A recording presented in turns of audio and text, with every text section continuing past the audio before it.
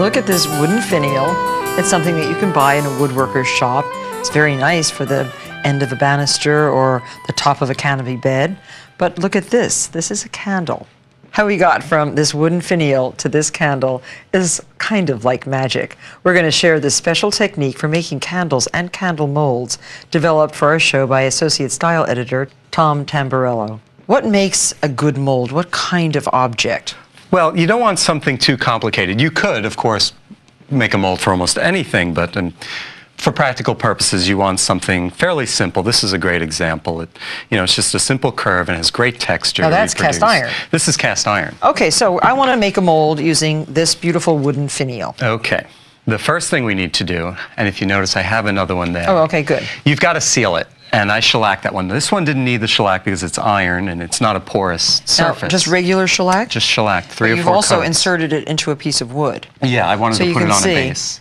So this is ready to go. How many coats of shellac? There were quite a few coats on it. It's very important because even if, a little area in one of those cracks is exposed, the mold rubber we're going to use will leach into the surface, get into the pores, and attach, and you'll...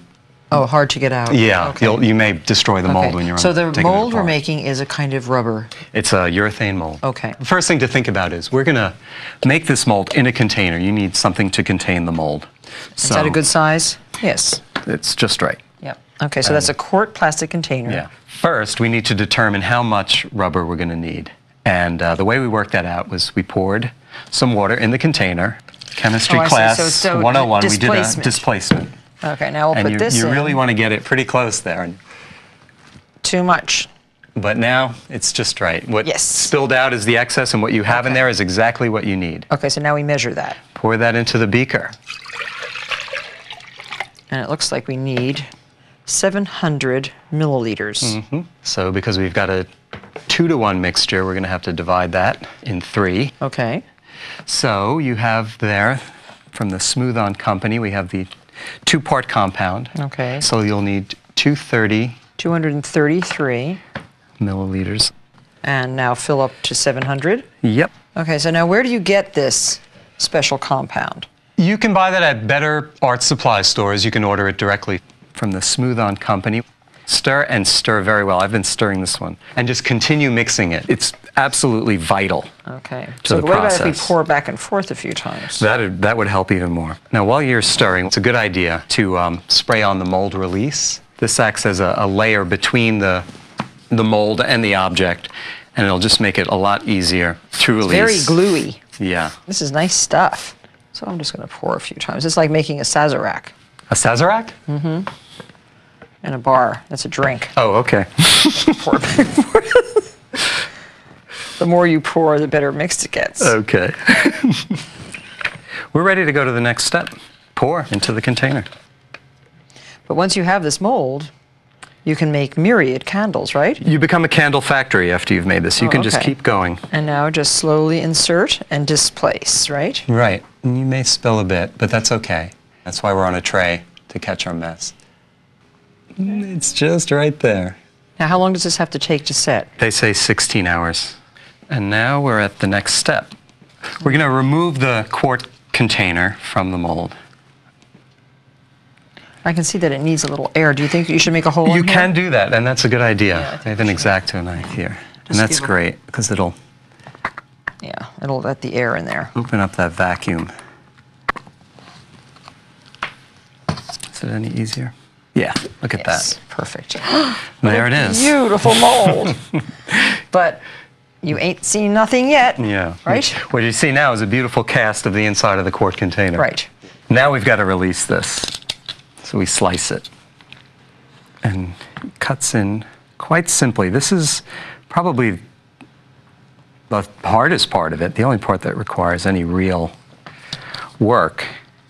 And you just continue scoring until you're into the mold, which is something to keep in mind if you're casting something that's really valuable. You have to be very careful not to scratch it, careful. Right? Yeah, you'd really want to think twice. Whereas, are you going to cut it completely in half? No. You could, but that would only make things a little more difficult for you. And that's the beauty of using the rubber, because it's flexible. You don't have to open it entirely.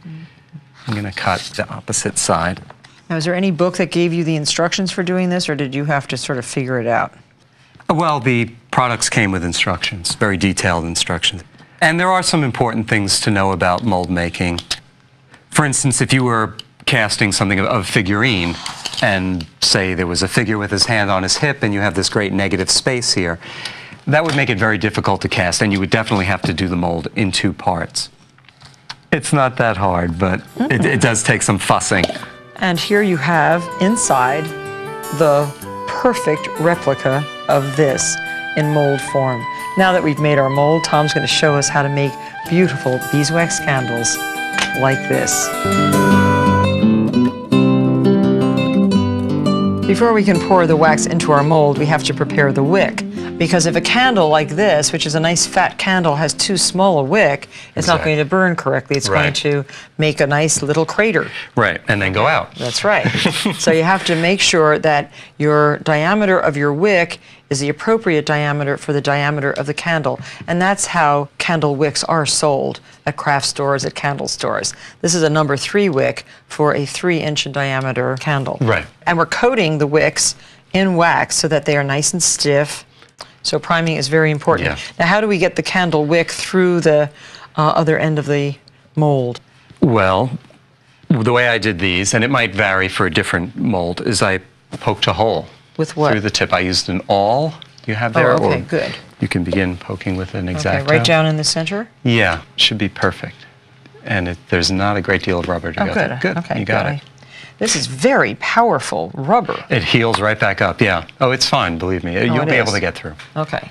Now, we'd have a bit of a problem here because that hole closes so tightly that you're not going to push that wick through. So you know what we did.